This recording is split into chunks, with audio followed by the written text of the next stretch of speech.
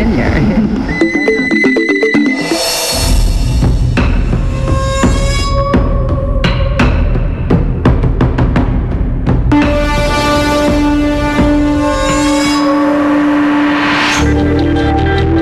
Lapit, survivors!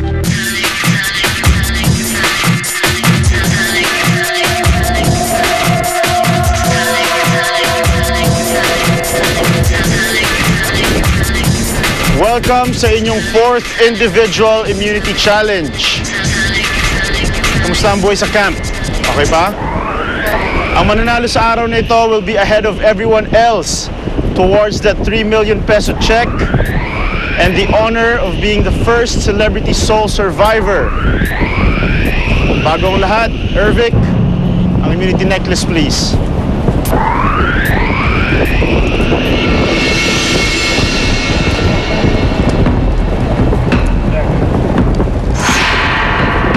Ito ang inyong pinaglalabanan sa araw na ito. Handa na ba kayo malaman kung ano ang inyong challenge? Yes! Tawag sa challenge na ito, itaas ang kamay. Susubok ito sa inyong tatag at kung gaano nyo gustong manatili sa larong ito. It will be an endurance challenge. Simple lang ang inyong objective. Tataas lang ninyo ang inyong kamay habang nakastrap ito sa isang drum nasa taas ng ulo ninyo.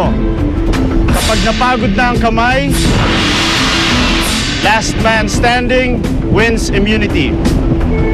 Linaw? Yep. Survivors, this is for immunity. Survivors, are you ready? Yes! Timer starts now! Nakapwesto na ang ating mga castaways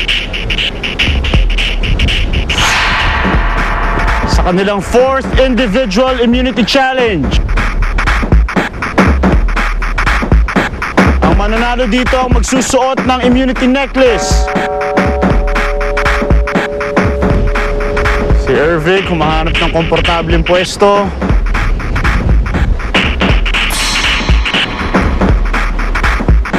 Sino ang unang bibigay? Kanya-kanyang pwesto na ang mga castaways.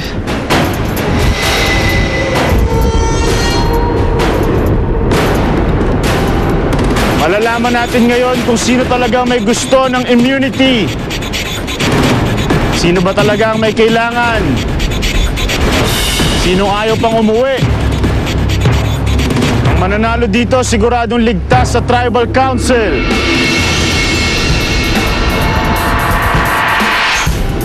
Ten minutes pa lang.